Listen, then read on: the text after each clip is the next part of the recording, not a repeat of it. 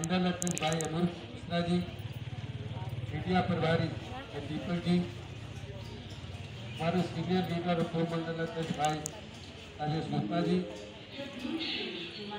श्री कमल नारायण शर्मा जी जो हमारे नौ प्रभारी हैं, राम शर्मा जी, रामचरण जी, जयराम यादव जी, हीरालाल सरोज जी, हमारे प्रतिनिधि परवीन अवस्थी जी, वही सीनियर लीडर श्रीमती ललिता गिरी जी, कृष्णा जी, चंद्रभान सिंह जी और उपस्थित सभी भाइयों और बहनों,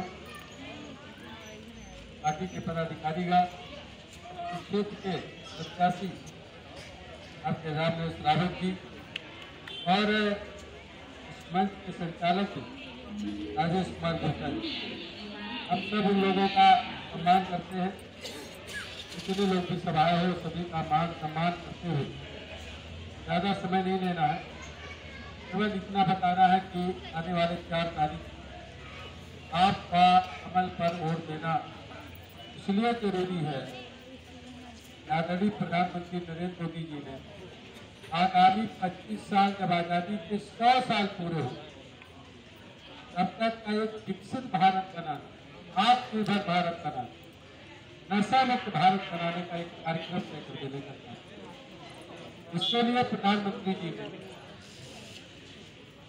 5.5-6 घंटे मीटिंग सब मंत्रियों के साथ, अधिकारियों के साथ अब तक 10 मीटिंग करी।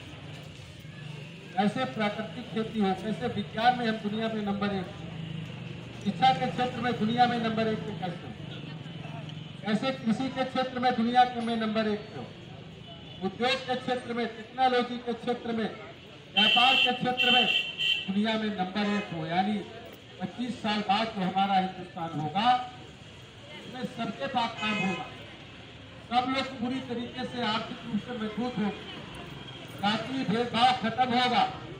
यहाँ के जो बच्चे होंगे 25 साल के अंदर वो बच्चे जो आज हैं और रहेंगे, वो बच्चे किसी भी तरीके से नशे की तरफ नहीं बन जाएंगे।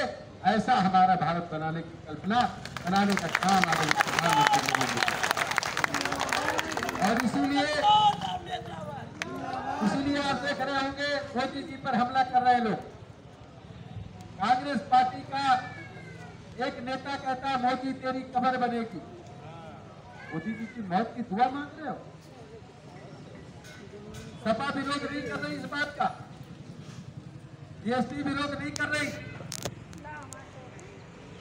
और न ममता बनर्जी, न लालू यादव, न नीतीश कुमार, न केजरीवाल, सब मोदी तेरी कब्र बनेगी इसका समर्थन कर रहे, बोल नहीं रहे, विरोध नहीं कर रहे।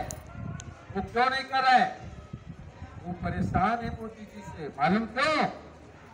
विपक्ष के लोग, सपा, बसपा, कांग्रेस, केजरीवाल, ये जितनी पार्टियां हैं, इनके लोग ये कहते हैं कि 80 करोड़ जनता को मुफ्त में राशन क्यों दे रहे हो।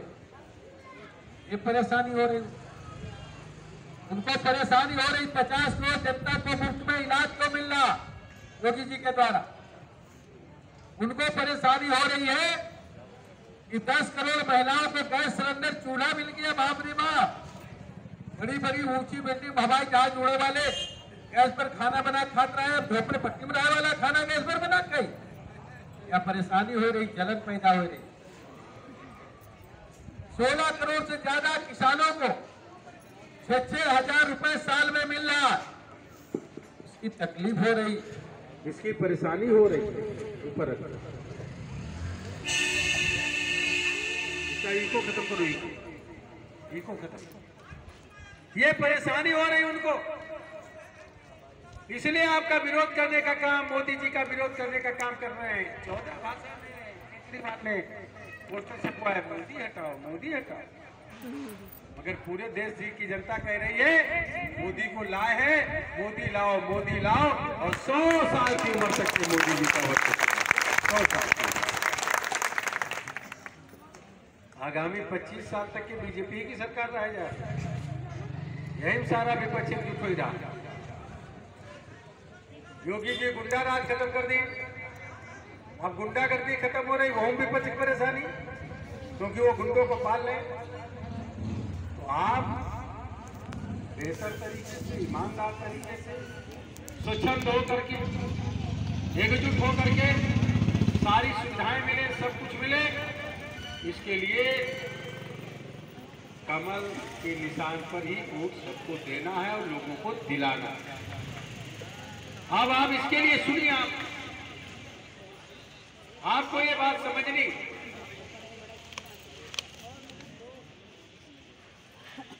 कि केंद्र में मोदी जी की सरकार नंबर एक इंजन की सरकार,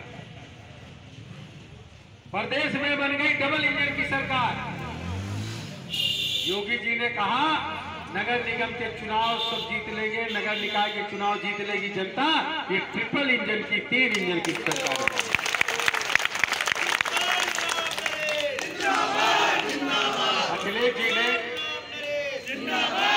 अखिलेश जी ने 5 साल में 18,000 आवास पास किए थे, वो भी बनाए नहीं। योगी जी की सरकार आई तब बने। मगर कब्रिस्तान मुर्दा भाग न जाए, ऐसे लिए कब्रिस्तान 1 लाख से ज्यादा बनाई। मुर्दा पानी पी ले हैं, पैसों लगाई। अरे अगर तुमको कुछ भी करना था मुसलमान भाइयों को, तो आप एक कब्रिस्तान में 4 आवास बन जाते, बाउंड्री में 4 लाख लोगों को आवास मुसलमान भाइयों को ही दे देते। आपने नहीं दिया। मोदी जी की सरकार, योगी जी की सरकार मुसलमान भाइयों को भी आवास दे। आज अकेले उत्तर प्रदेश में 56 लाख आवास, पूरे उत्तर प्रदेश में सभी समाज के लोगों को मिले 56 लाख आवास।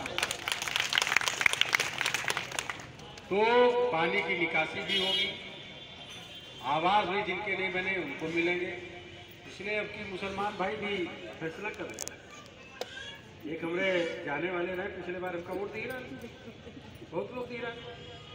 तो एक मुस्लिम भाई से बात है, कहला भैया बहुत हमारे धर्म गुरु परेशान किए, बार बार कमल को वोट ना देना, कमल को वोट ना देना।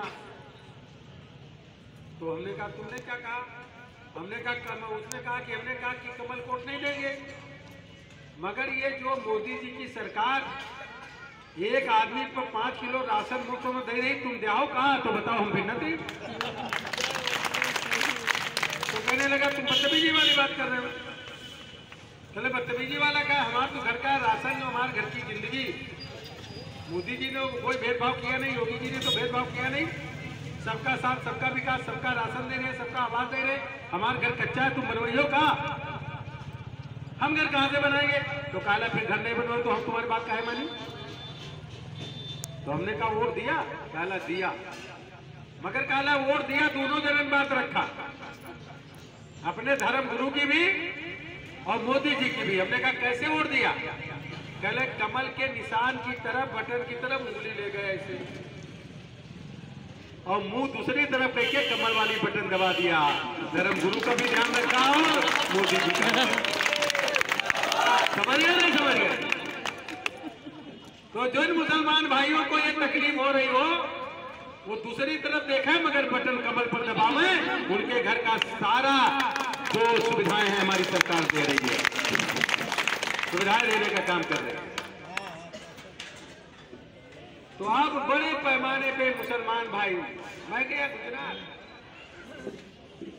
गुजरात में मीटिंग में तमाम टोपी लगाए हुए मुसलमान भाई बैठे थे। मैंने पूछा क्या बात है, आप लोग भाजपा की मीटिंग में? पहले मोदी जी यहाँ काम कर रहे हैं, उनकी वजह से रोजी रोटी चल रही है, उनकी वजह से कल कारखाना चल रहे हैं, तमाम फैक्ट्री की जो है मालिक हम हैं, तमाम फैक्ट्रियां हमारी छोटी छोटी चल रही मोदी जी की वजह से।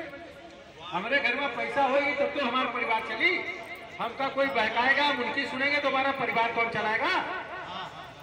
सब लोग मोदी जी को वोट देने का काम कर रहे हैं, योगी जी को वोट देने का काम कर रहे हैं। इसलिए मैं कहना चाहता हूँ, वोट आपका कहाँ पड़ेगा? कमल के निशान, बोलो जरा, कमल के निशान पे। आपका प्रत्याशी कौन है सभासद का? राम नरेश।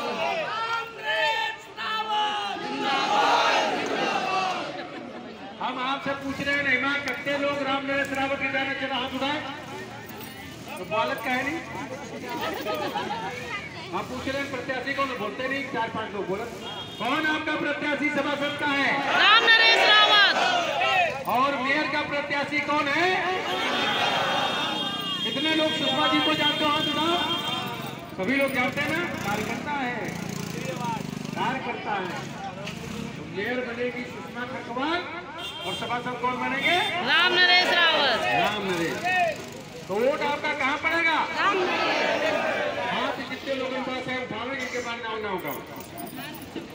सबके पास इतना हाथ जो उठाई नहीं मानेंगे, पूरा होगा पूरा। तो बोलिए जरा, वोट आपका कहाँ पड़ेगा? कमल के निशान पे। इधर नहीं हाथ उठा रहे तुम लोग, क्या नहीं उठा रहे हाथ?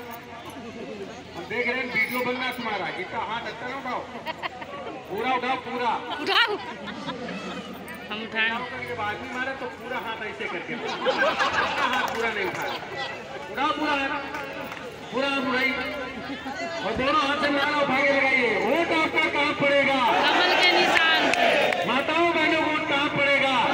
निशान पे। किसान मजदूरों वोट कहाँ पड़ेगा? कमल के निशान पे। व्यापारी भाइयों वोट कहाँ पड़ेगा? कमल के निशान पे। दुकानदार भाइयों वोट कहाँ पड़ेगा?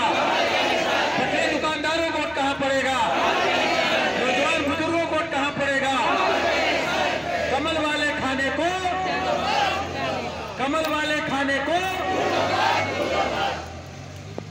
सीमा जितने कमजोर दिल वाले हैं उनके हाथ बाद मुठप बन रही, नहीं हाथ उठ पाए।